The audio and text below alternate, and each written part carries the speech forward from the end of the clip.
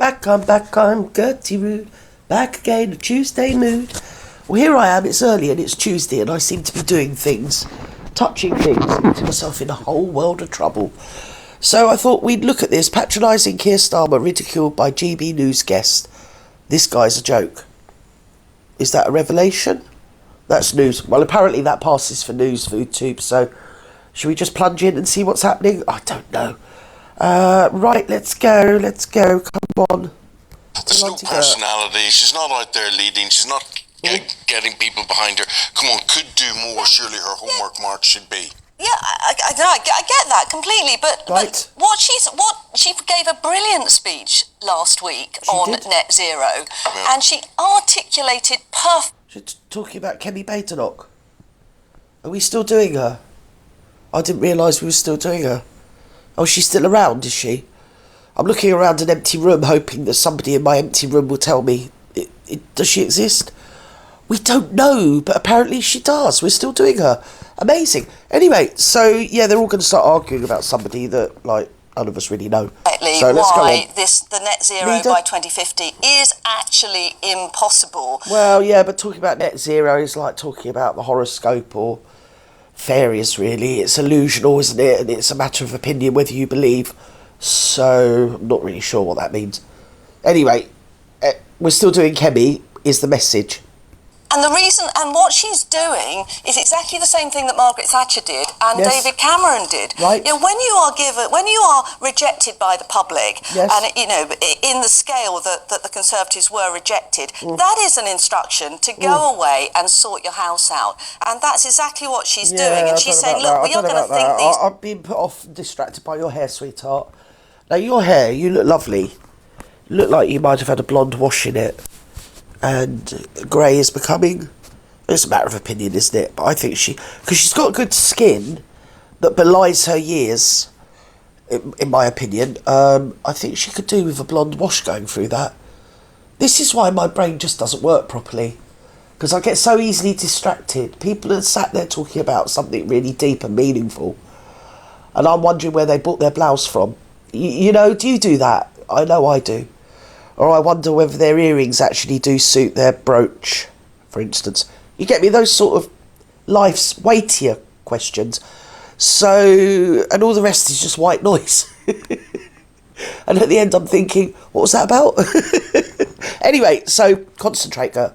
Right, Kemi Badenoch, it appears we are doing. She's still something to do with being in charge of the Conservative Party. I mean, I'm surprised we're still doing them, to be honest, but apparently we are. We're still doing this net zero and talking a load of nonsense about that. But obviously don't worry about Britain per se. I mean, the towns are just decrepit and everything's run down and nothing works and the roads are you get better roads in Uganda than what you do in Britain, yeah? So it costs you a fortune in wheels and tyres and all sorts of things on your car driving in Britain. I think they do it on purpose. They do it to annoy me. Annoy everybody and to get you off the roads. So there's that. Let's just carry on. Things through. We're not going to do what the Labour Party have done, which is get into power with no idea. No. Don't bring me into it when you say we. There is no we in team or you. Don't bring me into it. Where's we?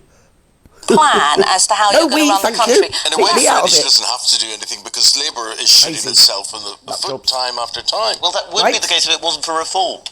Here we go. Tories now have this major Here we go. You can't get through a bleed news article on any of the social media news outlets without that word coming up. Reform. So let's hold hands and plunge into the latest shoot show and load of propaganda coming out of reform. Existential threat, I'd say. It's an existential threat. Reform. Right. And I think Lord Houchin is saying out loud what a lot of Tories are saying in private, which is that, is Kemi a bit rubbish? And I think, in general, yes, there was a speech about Let me think about that for a nanosecond. Do you think people like Socrates, Plato, they probably ruminated weighty questions, didn't they, like that? Is so-and-so rubbish? So should we just think about it for a nanosecond? Is somebody we don't really know and have never heard of rubbish at their job? And then you'll say, well, it depends what their job is, Gert. And then I'd have to say to you, well, allegedly, she's leader of the opposition for the British government. Most people would say, is she? Yeah, we've heard of her, I'm just being a bitch. But is she rubbish? Well, she hasn't really done a lot. Talking about net zero, sort of, yeah, don't. I think a lot of them go into politics, they mean well, but when they go in there, it's a whole different ballgame. They realise that they're singing off a different song sheet. I think a lot of them come through local government first, don't they? And then they get into big government. Local government's a minefield, let alone big government. Yes, it is. It is. It's like Stalinist Russia nowadays. There's so many of them up there. The taxpayers just hold them all up. And they pay their salaries, really. So it does behove them to create more and more civil service jobs and local government jobs and even national government jobs. And then I remember that other thing they did, the Swift, in the early 2000s, in the noughties. Do you remember? They said, oh, I think it's Blair, what it would be, wouldn't it? And he's like, oh yeah, well, I am the new Messiah, and I've decided that I'm going to have like 3 kingdoms and Northern Ireland, and you're all going to have your own parliaments now, because like, I'm me, and I'm marvellous. So, and then that came to pass, and obviously all the taxpayers had to pay for, instead of 1 parliament, 3 parliaments. So 1 in Wales, 1 in Scotland, 1 in Northern Ireland, and of course ours 4, yeah? So that was marvellous. But what most people didn't actually get, the little sleight of hand, was we were in the European Union. I think we joined the Maastricht Treaty or something or other, or we'd gone closer to Europe historically at that time, and politically and historically at that time. And we were a United Kingdom, so we got one handout from the trough of the European Union Parliament, didn't we? We only got one handout because we were one kingdom. And it was, the kingdom was signified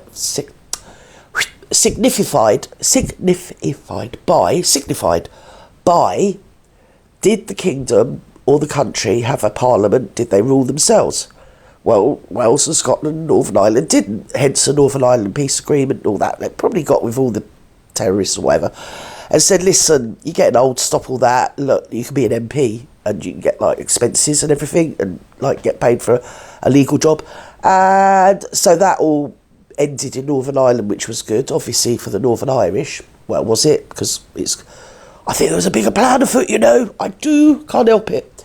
So, and then Wales, they stopped burning down British holiday homes, because that was a thing they used to do, especially in the 70s, because they wanted to be independent. So they were happy, because they've got their own big parliament. Is it Merthyr Is it, or is it Cardiff? Don't know. I thought I saw it in Merthyr, but I'm not sure, because everything looks the same to me. And, yeah, it looked new, so I thought that's got to be the Parliament, but it might not be. It could have been anything, really, because they've got Welsh, and obviously I haven't got a clue.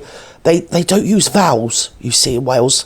They don't bother with vowels. They just use all the other. Yeah, no vowels. So you could be anywhere looking at anything.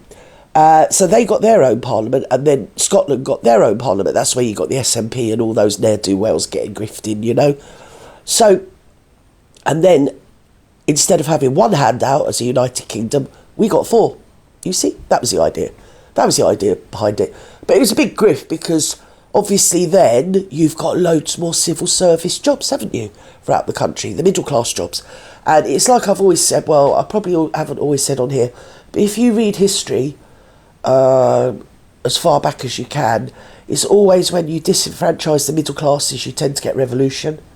As long as you get, even if they're just, give them a, just above, you know, inflation or wage, or I call it a salary. I mean, if you can give them a nice uniform, that sometimes helps. Or if you can't give them a uniform, give them like a bonus allowance, expenditure allowance, so they can go and buy their own whatever they want to wear. Probably grift a load of holidays, send them on some fact-finding, air quotes, across the world, so they feel important. And even if it's just being in charge of counting pens, you don't call them the pen counter, you see, you call them the stationery director or something like that, wouldn't you? So you give them a nice title, a big uniform, an expenses account if they can't have a uniform, or even have a uniform and an expenses account. Make them feel important, and you never get a revolution. Do that as much as you can with the middle classes. It doesn't matter that the rest of the people, like 90% of people below them, nothing. There's an empty trough for us. But yeah, so that's top-heavy government, isn't it? And keep them all happy, keep them all into the system. I mean, the Marxist thing as well is what they do. I think it was like over 50% of Britain population rely on some type of government handout or government benefit. Obviously, you've got child benefit, which every person with a child is entitled to. So, yeah, that sounds about right as well. That's kind of Marxist theory. So, and that keeps us lot quiet. And of course, if they can just turn the tap off financially to you, you're never going to step out of line, are you? Anyway, where are we? We're back here with Kemi. She's still, apparently, she might not have been, because I have been rabbiting on for about 2-3 minutes. So she might not be the leader of the Conservative Party anymore. I mean, we can live in hope, can't we? Last week, it was good. There'd been a couple of good moments. But when she was elected, it was thought she was this media phenomenon. That she would be this dynamic, I think she was punchy. Yeah, I think they did talk her up. They did talk her up for reasons only known to them, really. No idea. I can moot a couple of reasons, but obviously it's YouTube, so I'm not going to do that. And she's a very educated lady. I've heard her speak. She's probably marvellous. Not sure what her background is. Is it just in government? Is it just going to uni and then working as a civil servant going into local government, coming up that way? Or was she like a lawyer or something beforehand? Did she have some other job? I don't know. Maybe you can tell me if you know in the comments. Because she doesn't seem like just a political, I was going to say, hoe, rather than the British word for that. Do you get me? I don't want to say any more than that. But is she just like one of them, or is she a real person that's rounded and experienced and has got some background in everything other than, or something other than just grifting to get into Parliament and grifting? Because people, I mean, if you think about it, cut away thing, when it's the population being paid out by the government, yeah, they're called benefits for some reason, even though taxpayers, including each of us, pay into the pot that they then redistribute, calling it benefits. But when taxpayers' money is redistributed to, say, the media classes, political classes, they're always called bonuses or salaries, aren't there, or allowances. They're not called benefits. And I think it's the same with the royal family. The wealth is redistributed upwards to the royal family. It's called the civil list, apparently. I don't know what's civil about it when they're getting loads of money. They're the biggest old scroungers going. There you go, I've said it. There you go, I've said it. And when you think of all the land they own, am I a royalist? I don't know. I'm definitely not. Whatever the opposite of that is. Can't think. I do know the word, but I can't think right now. Yeah, so there you go. Let's just plunge on. Ever so onwards. Far we haven't seen that. Now, a lot of people who like Kemi Badenoch will tell you that, anti-monarchist. No, I'm not. Have a great first year. It took her a while to get into the role, to sort of formulate her positions and so on. And there may be some truth in that. And certainly Kemi and her team have said, give us some time. The party needs a total reset. Yeah, all right. Well, we've done Kemi. Is she still the leader? Because he was talking for a minute. So I don't know. She's probably hanging on. She's probably got red knuckles, darlings. Well, didn't I read a story a few weeks ago, or maybe last week? Something about the marvellousness of the royal estate. We're talking about the King's royal estate. I'm sure he didn't personally sit down and sign off on it. So before all you royalists go crazy and go, "Oh, Gertie, you're being nasty about the King," right? I'm not in any way suggesting that the King knows anything about this, because obviously his estates is, handled by people, aren't they, that are just employed to do that. They're usually called lords something, aren't they? So, but he had some land somewhere. Is it in his Cornwall, his Duchy of Cornwall, which is in the largesse? Oh no, it belongs to William now, doesn't it, darlings? Yes, it does, because it's the largesse of the Prince of Wales, so the heir to the throne is always the Duke of Cornwall, historically, because of going back in the day, like the Wars of the Roses and all that. Then you've got the Duchy of Lancaster, because they lost the Wars of the Roses, so the Duchy of Lancaster is always in the largesse of the ruling monarch. So that that means that the Lancaster estates, any of them that pay money, it goes to the ruling monarch, and it has done ever since the Wars of the Roses, from what I can glean. I mean, I might be wrong, but I did hear, or I read something, I wouldn't have read it, it was on social media, that they were letting National Health Service ambulances park on their land, and the National Health was paying the Royal Estates for being able to park there. I mean, hello? Excuse a blooming what? What sleight of hand am I listening to, or hearing, and watching? That's beyond, well, it is beyond everything, you know, moral. But of course, if you're as old as me, it's always been the way when you live under a monarchy and you live in such a classist system that even when the Marxists, I mean, I've never seen so much snobbery as this current load of Marxists and the run-up to it. We're all equal, except they're a lot more equal than us, but for no reason, nothing to do with their blood. So not only are we being looked down on by the elites with the bloodlines, who are actually quite polite with their snobbery, and yes, as you can imagine, but the rest of them are just peasants like us, and they just think they're better. I've seen it so many times. You know the ones I mean. The Extinction Rebellion weirdos and all them, always lecturing, always hectoring, always believing they know more than us. And if they glue their stupid selves to the road and stop you taking your baby to hospital, they're so much superior and hold the moral high ground with you peasants that haven't got a clue. You know, we've seen all that. We've witnessed that, people not being able to get to hospital after having a heart attack because of those middle class numpties glued to the bleeding road. Don't even get me started on them. Anyway, but I think they're exempt, aren't they? Because obviously they're middle class. So there you go. They don't get into trouble in the way that, say, a load of Tommy Robinson supporters might get into trouble.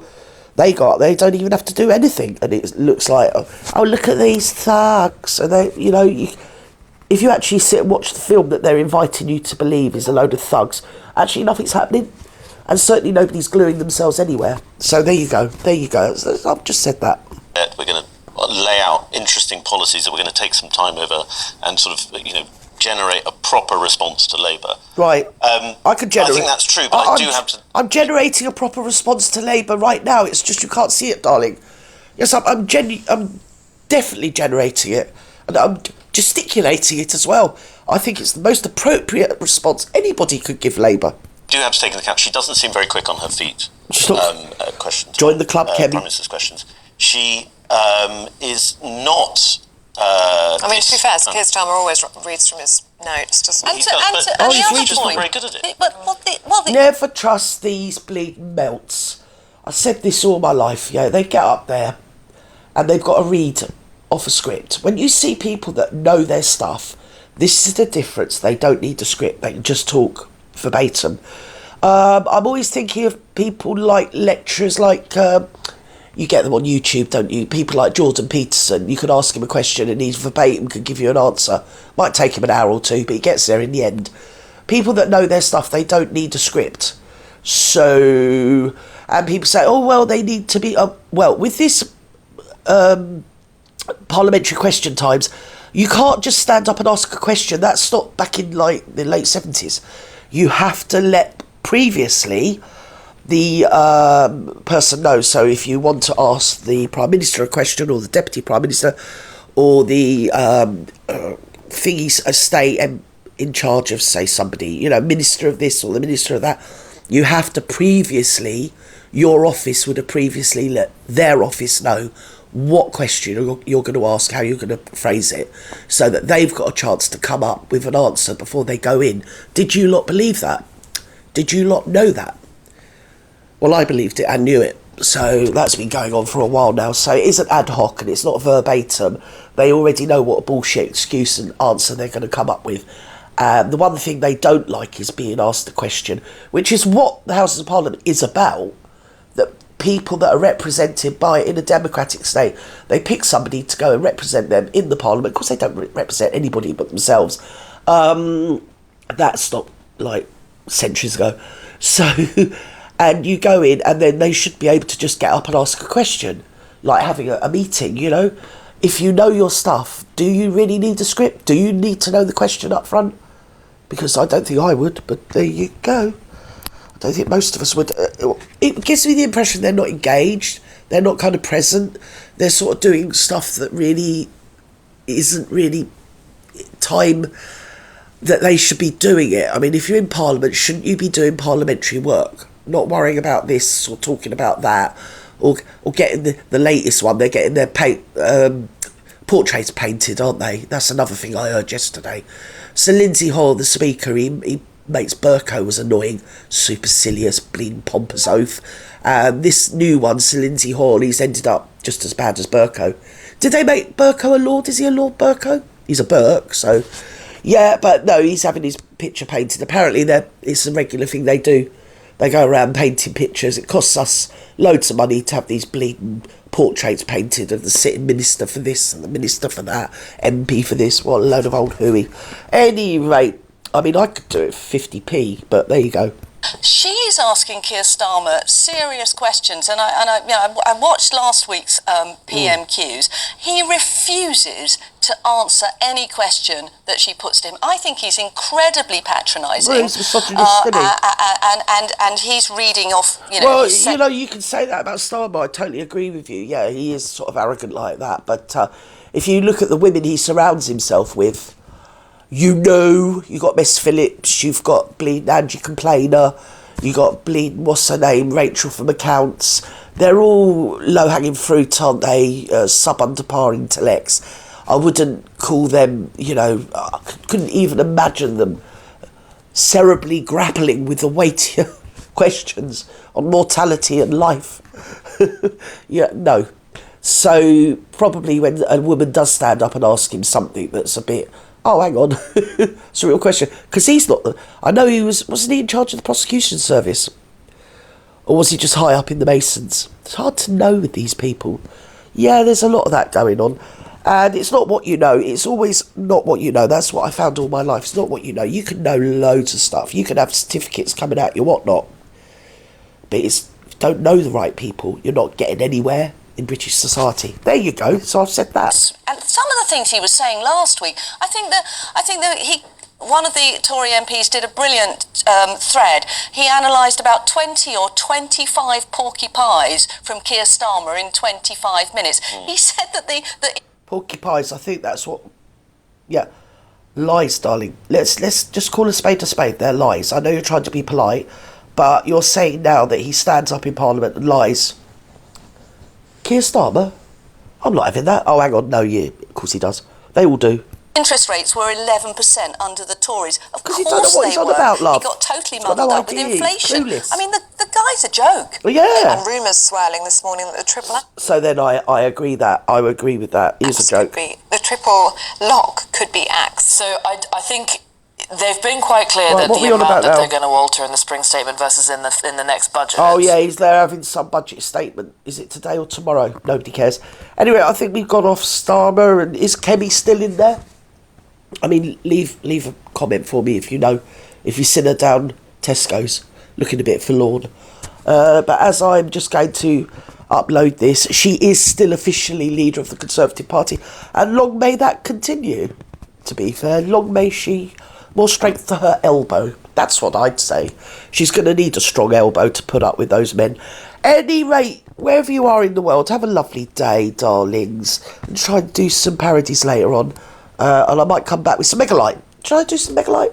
I might do some Megalite. Anyway, love you and leave you. Bye-bye now.